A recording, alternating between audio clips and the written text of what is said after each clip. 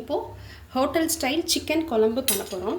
அதுக்கு வந்து தேவையான இன்க்ரீடியன்ஸ் வந்து என்னென்னு பார்த்திங்கன்னா, அரைச்சி ஊற்றுறதுக்கு தேங்காய், அப்புறம் 4 பூண்டு, அப்புறம் இஞ்சி, சோம்பு, சீரகம், அப்புறம் பட்டை, கிராம்பு, ஏலக்காய் தேவைன்னா போட்டுக்கோங்க, ஃப்ளேவர் பிடிச்சதுன்னா.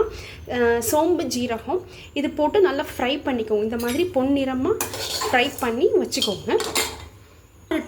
இப்போது ஒரு பேனில் வந்து நம்ம வந்து ஒரு குக்கர் எடுத்து வச்சுப்போம். குக்கரில் நல்லெண்ணெய் ஃபஸ்ட்டு விடுங்க. ஃபுல் அண்ட் ஃபுல் நல்லெண்ணெய் விட்டால் தான் சிக்கனுக்கு நல்ல டேஸ்ட் கொடுக்கும்.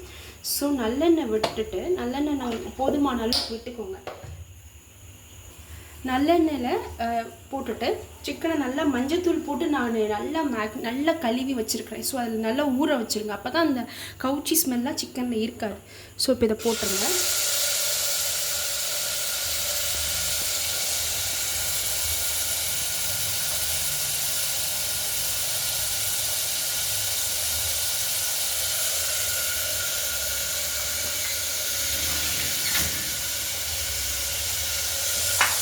இப்போ நான் 2 தக்காளி எடுத்துருக்கேன். அதை கட் பண்ணிவிட்டு நான் காட்டுறேன்.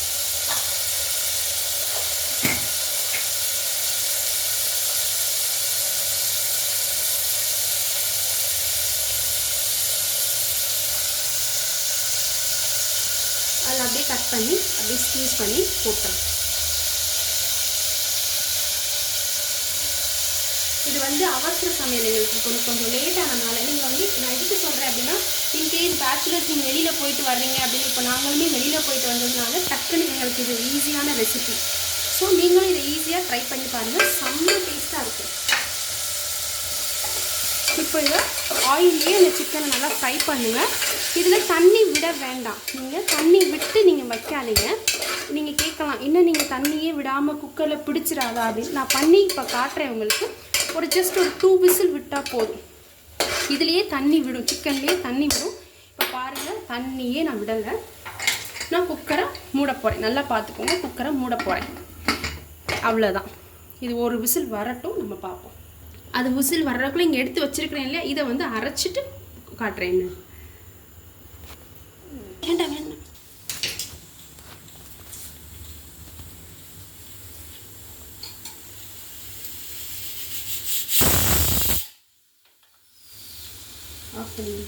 போயிடுச்சு.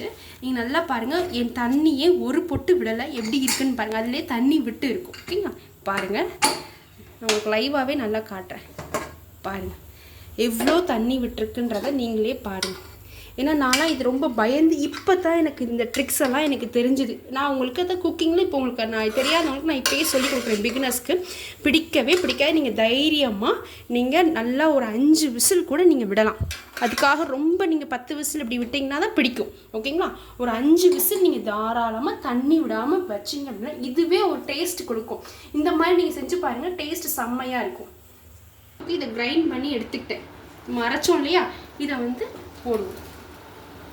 போட்டுட்டு இப்போ நான் சொல்கிறேன், இதை நான் வாஷ் பண்ணிட்டு வரேன். ஓகேங்களா?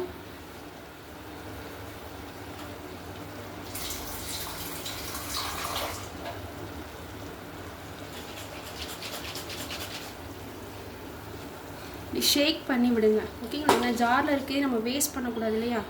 ஸோ அதுக்காக இன்னும் கொஞ்சம் தண்ணி விடலாம்.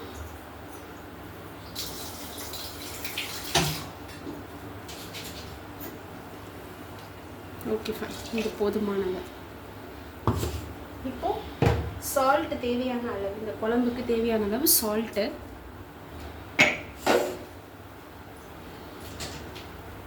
எங்கள் வீட்டில் கிட்ஸ் இருக்கிறனால நான் மிளகாத்தூள் வந்து கம்மியாக போட்டிருக்கிறேன். ஹோம்மேட் மிளகாத்தூள் தான் நான் கம்மியாக போடுறேன். உங்களுக்கு நிறையா வேணும்னா நீங்கள் நிறையா கூட போட்டுக்கலாம், ஒன்றும் பிரச்சனை இல்லை. அடுத்து ஹோம்மேட் மல்லித்தூள் நான் வீட்டிலையே நான் அரைச்சி வச்சுருக்கிறேன். ஓகேங்களா? இதுக்கு லிங்க் வேணும்னா நீங்கள் சொல்லுங்கள், நான் போடுறேன். ஓகே, இது வந்து 1-2 ஸ்பூன்ஸ் ஆகலாம். இந்த ஸ்பூனில் 2 ஸ்பூன்ஸ் போட்டிருக்கேன். ஓகேங்களா?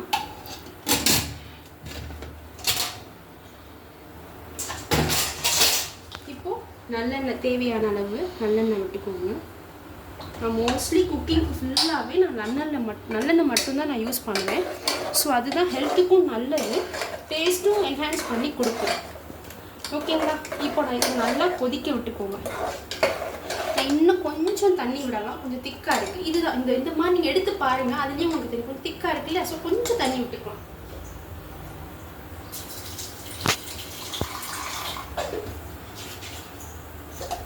கொஞ்சமாக தண்ணி விடுறேன் ஜார்லேயே போதும். இப்போ இது ஓகே ஓகேங்களா. இப்போ இதில் உப்பு காரம் எல்லாமே டேஸ்ட் பாருங்கள். இப்போ அட்லாஸ்ட் வந்து இறக்க போகும்பொழுது நம்ம மிளகு ஜீரகம் இங்கே அடித்து வச்சுருக்கிறேன் வீட்டிலையே. இதை நீங்கள் போட்டு நீங்கள் ஃபைனலாக இறக்கும் பொழுது அந்த காரம் வந்து உங்களுக்கு என்ஹான்ஸ் பண்ணி கொடுக்கும் அந்த ஜீரகத்தூள். நீங்கள் ஒரு ஸ்பூன் ஜீரகத்தூள் இருக்குது. ஜீரகத்தூள் நான் வீட்லேயே அரைச்சி வச்சுருக்கிறேன்.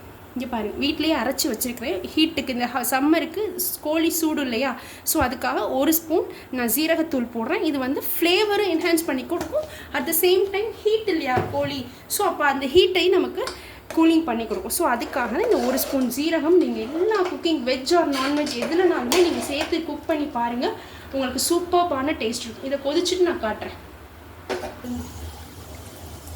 இப்போது தாளிப்பு அந்த சிக்கன் குழம்பு இங்கே கொதிச்சிட்ருக்கு ஓகேங்களா. சைமல்டேனியஸாக நான் என்ன பண்ண போகிறேன் அப்படின்னா தாளிப்பு ரெடி பண்ணிகிட்ருக்கேன். நல்லெண்ணெய் ஒரு ஸ்பூன் விட்டுட்டு கொஞ்சமாக சோம்பு,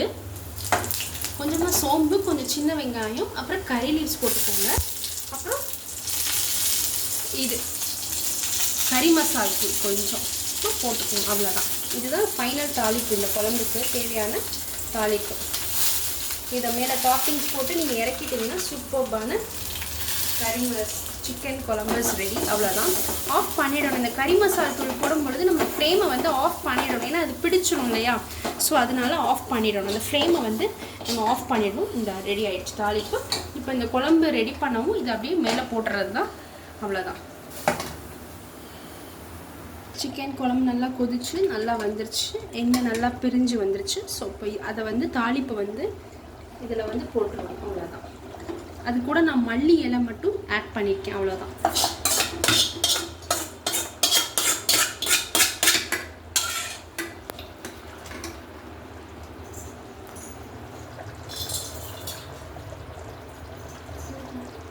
இதில் கொஞ்சமாக நான் வாட்டர் ஆட் பண்ணி அந்த கறி மசாலா தூளாக ஒட்டிட்டு, ஸோ அதனால் கொஞ்சமாக வாட்டர் ஆட் பண்ணிவிட்ருக்கேன், அவ்வளோதான்.